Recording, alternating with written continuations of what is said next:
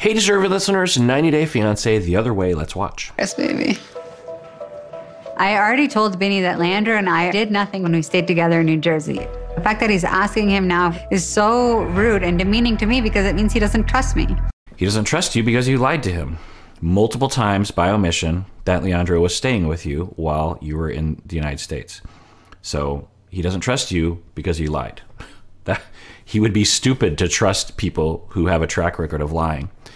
So that's why. አይቻልም አራለና ኒያንድሩ ከዚህ በኋላ እኔ አላምናቸው ነው በመሃላቸው ግን አንድ ነገር እንዳለ ስሜት ይሰማኛል I wish you would focus on the now in our relationship and not that. Hello's not think about it. You know that like if I didn't tell you something, if you find out, you're going crazy. Right, he's trying to force her to have compassion and empathy and validate his feelings. He's saying, look, if I didn't tell you about something, you'd go crazy. Now, there's a better way of saying that.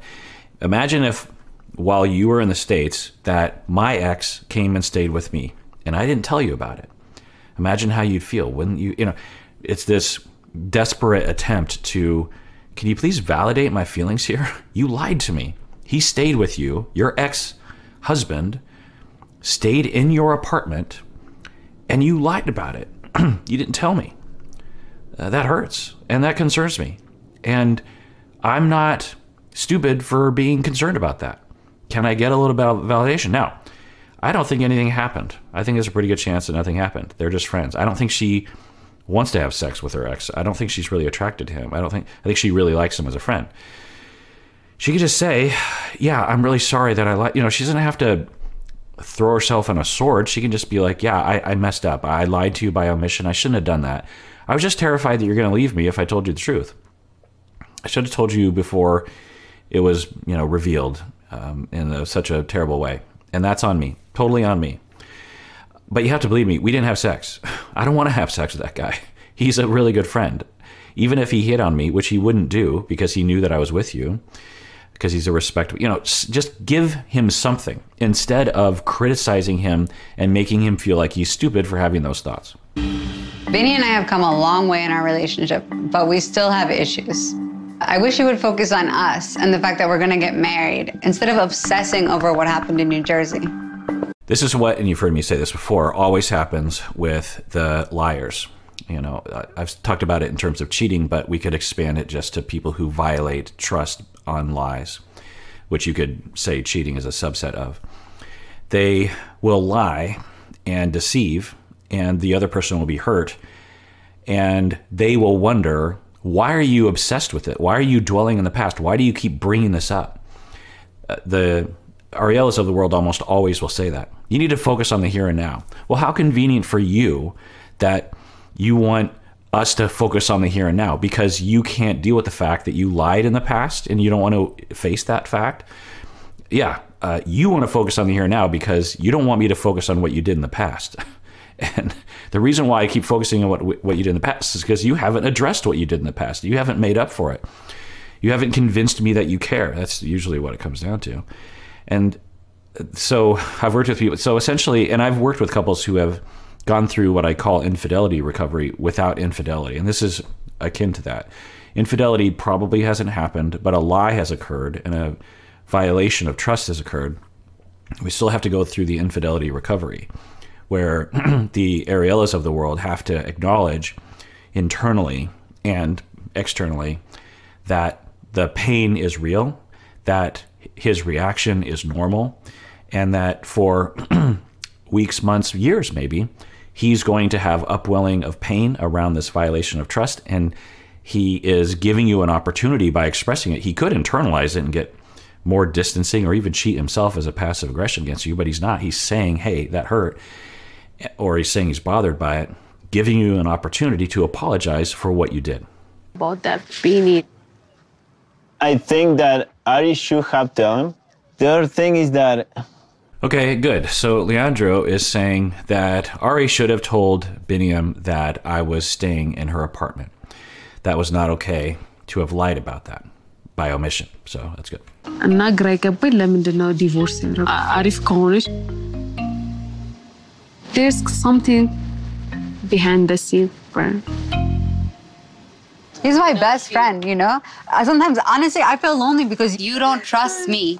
You always think I'm going to take the baby, I'm going to leave. You think I'm going to hurt. Okay, so Ariela is saying the reason why I'm maybe so tied to Leandro is because I don't feel close to anyone here, because my sisters-in-law are against me because they think I'm going to take the baby away.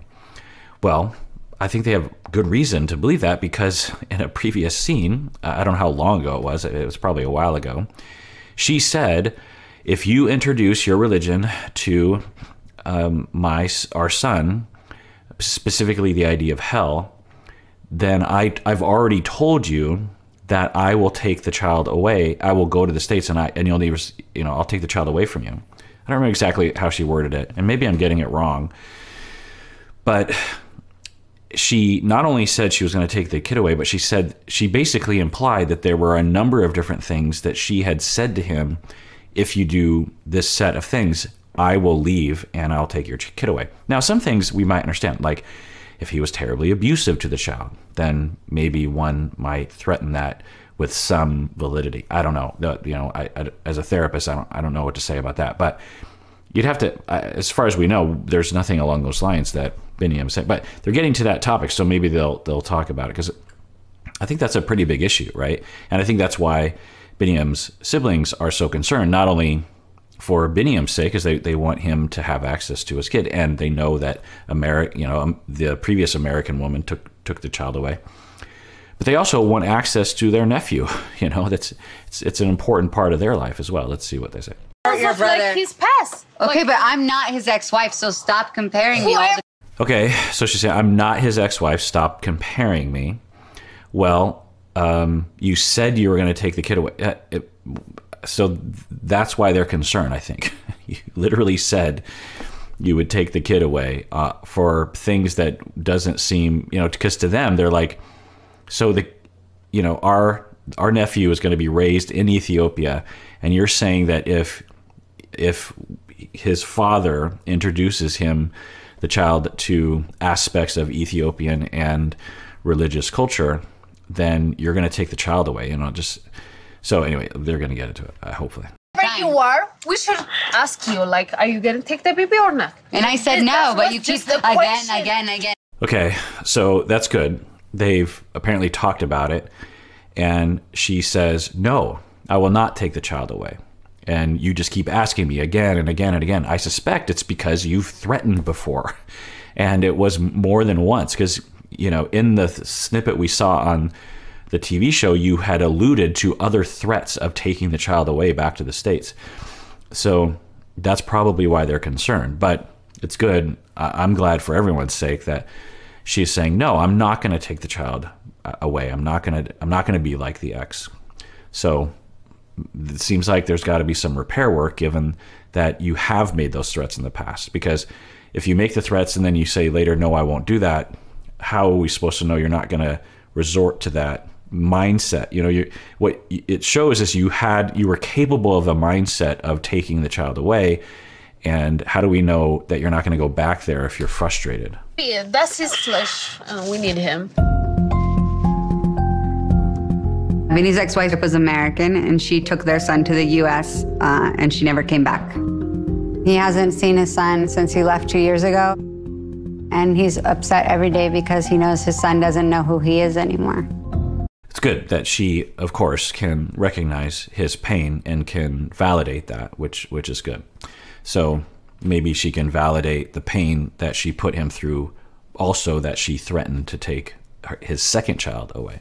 Do you think it doesn't hurt me to see him, that he's suffering? I don't want to do that to him, but it's not fair to compare me and to feel like I'm the same. So she does this a lot. On one hand, she validates, but on the other hand, she doesn't take responsibility. So she's validating. She's like, do you think it doesn't hurt me to see him hurting? I see it. I don't want to do that to him. That's good. But then she says, it's not fair to compare me to this other woman. Now, we don't know. Maybe behind the scenes, she's being treated prejudiciously by the fact that she's an American woman and they have a kid together, and there's all these assumptions about a connection, even though they're not the same person, obviously. So maybe that's what she's referring to. But from the very little snippets that we see of their life on the show, they're comparing because you literally made that threat. But now I'm wondering, did I misremember that? Actually, I think I want to rewind back to that scene and make sure I heard what I thought she said. I'm gonna try to find that scene. Let's go back. There's a lot of pressure on me to like stay here, even if things are not going good. Like, how are you gonna feel if I leave? Right, so I actually couldn't find the scene that I was thinking about when they were out and the sisters were there, but I found another scene. Anyway, it's like, so she is saying, you know, how are you going to feel? You know, if I'm not comfortable here, how are you going to feel if I'm going to leave? You know, I'm just reminding myself that on camera, and I forgot about this scene, but there were scenes where she was threatening and she alluded to other threats. So I just wanted to remind myself. Anyway, let's get back to the regular season. This week was a Leandro-like situation. Just I'm I'm so nervous. I don't want to lose this happy situation. You are special for me. Just I feel like you are God of gifts. You and Avi for me, like, you know. All right, good. So she comes to him after Leandro has left and asks what he's thinking. I'm guessing that's a frequent thing she has to ask because I think he's a little bit on the avoidant, quiet, non-expressive side because of reasons probably of his past, but who knows. And he says, well, I just essentially love you so much and I don't want to lose you, and I've been nervous with Leandro here, and I just love you so much I don't want to lose you. That's great. I mean, I've so much wanted cast members on the show to say things like that, because so often that's what's happening, but they don't say that. You know, Angela, for example, you know, smashing a cake in someone's face, underneath it all is stuff like this. So it's good that he can just say that in a mature way. That's good. If you really think that I'm God's gift to you, and Avi's God's gift to you, then you should show us. You should tell me what's going on. Like, maybe you think you communicate, but you're not. All right, so I've had conversations like this on my couch with couples that I'm working with, and I get where she's coming from, but he just laid out a very nice thing. She should acknowledge that if she wants to encourage it. When your partner tells you something that is important, you want to reward that because you want that to happen more often. There's that. It should be acknowledged as well because he said something pretty important. And he is also being vulnerable and he's communicating as you want him to do. So you should say, great, that's, you know, so just let that breathe a little bit.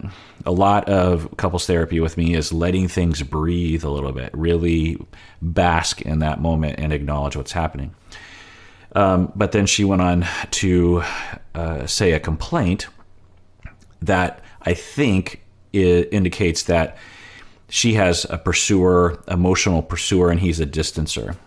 And she is more preoccupied, he's more avoidant. I don't know. I can't tell if he's avoidant or if he's just secure reacting to a preoccupied person. I don't even know if she's preoccupied. I don't know what she would say about her own attachment style. But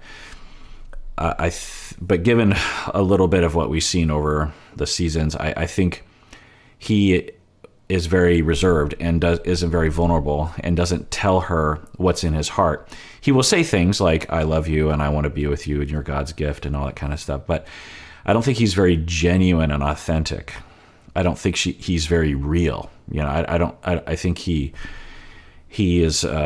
almost like formal with her, I think, even behind the scenes. And so that feels distancing to her and it worries her and it hurts her. And so she's communicating that. It's ironic, though, that he was just vulnerable and then she follows it up with this complaint. And I've seen this happen in couples where the avoidant person will finally be vulnerable and then the preoccupied person will kind of blow past that. And I think what happens for the preoccupied person is, oh, we've entered into a conversation where we're being vulnerable. Well, I'm going to tell you what's been on my mind this whole time, which is I feel distant from you. I feel like you never open up. Instead of acknowledging that he just opened up. That's exactly what you wanted him to do. And that's a big deal for him because of his relational traumas in all likelihood. But what ends up happening is the avoidant person will finally open up. The preoccupied person will say, ooh, we're finally in a zone when we can talk about our feelings. I'm going to, let out all my feelings, when some of them can be hurtful to the other person. And then the avoidant person shuts down even more. So let's see what happens here. Before Leandro came to visit, Vinny and I were fighting a lot about him disappearing and staying out late with friends. Which is another indication of avoidance, that he doesn't come home because he's trying to avoid or passive aggressively communicating that he's hurt about something. I don't know. Or it's a cultural thing, or he just really likes hanging out with his friends, or who knows. I would try to talk to him, but he would just shut down whenever I tried to bring it up. Okay, so another indication of at least a preoccupied, avoidant, pursuer, distancer dynamic has developed where he would shut down. That's a very common thing you'll hear from people in a relationship with an avoidant. It's just like, oh, they just shut down. And yeah, it's a problem. We don't want to yell at the shutdowners.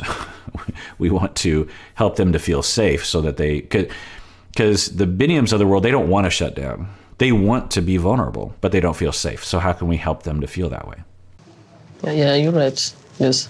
Because of my grow up, just especially my mom and my dad, after when you died, just it's very hard sometimes to talk in my feeling sometimes. Okay, yeah, makes total sense. His parents died when he was, I think, around 10-ish. And he's saying, because of that, I have a hard time talking about my feelings. Yeah, I could see a situation where he would have tons of feelings, obviously, losing both parents. They were ill, he says, and being raised by his older siblings. Oftentimes in a situation like that, your older siblings are there for you, but not in the way that a parent would be there for you. Incidentally, I did a whole episode on Donald Trump. He actually went through this. When he was 1, his younger brother was being born, and there's this, according to reports, Donald Trump's mother had huge very concerning medical complications in relation to the birth, and was in the hospital for a year. And Donald Trump's father was working all the time and wasn't a warm father reportedly anyway. And then so young Donald, 12 months old, is being raised by his older siblings, but they were feeding him and making sure he was safe, but they weren't really loving him the way that a parent would. And that can cause massive emotional problems and trust issues and defenses around needing to prop up a fantasy of the self by seeking supply that's saying you're superior and that you're better than other people because you feel worthless and alone. Anyway, so those kind of situations where you're being raised by your siblings, from the outside, it can look fine. It can be like, well, the kid is fed, the kid's playing with their older siblings, but there's a huge difference between that and particularly at the age of 18 months, where your parents are holding you and sleeping with you and being kind with you and being there and carrying you. And, now he lost his parents when he was older than that, but the damage he's saying is still there. So it's good that he can talk about that. And now he's being vulnerable. Okay. So, which is exactly what she wants, is contact with that authenticity.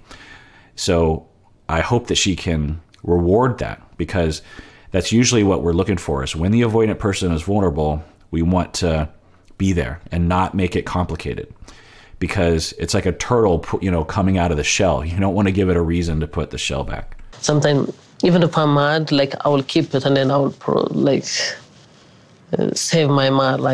That's my problem. Yeah, he's very aware. That's great. And he's taking responsibility. He's not blaming her. And that is the avoidant tendency, is when I get mad, usually they're mad because they're hurt.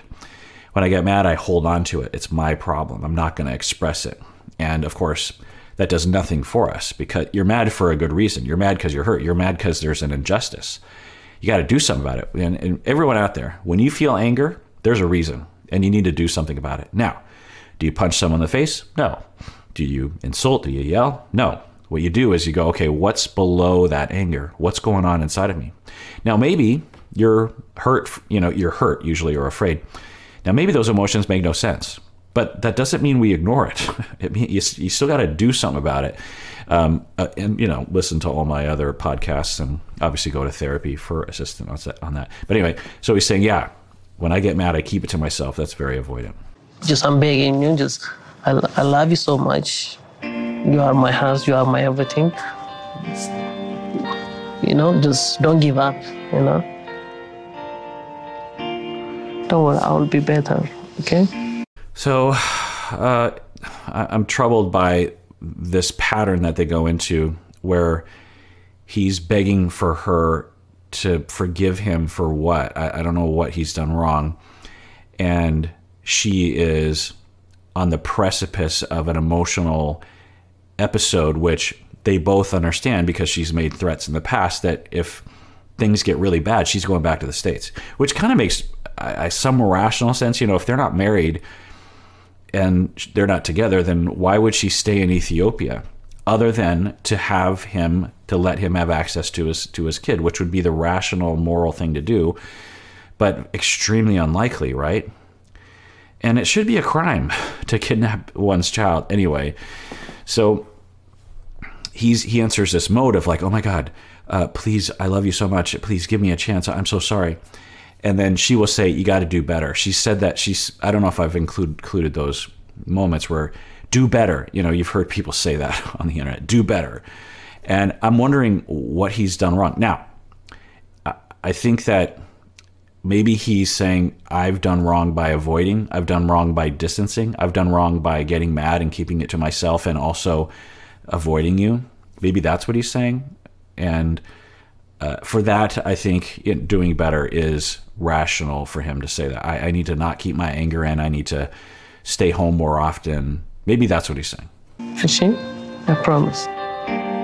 I love Vinny so much, and I know that ultimately he's a better match for me. So I hope now that Leandro is gone, we can start to work on making our relationship stronger again. And then I see scenes like this sprinkled in through the seasons, and it gives me a lot of hope for them. They are able to love each other, to cuddle, to kiss, to forgive, to bond, and that can really go a long way to stave off the contempt that can poison one's love for each other. I love you so much. I know, baby, I love you too. All right, well, that does it for that episode. Everyone out there, please take care of yourself because you deserve it. You really, really, really do.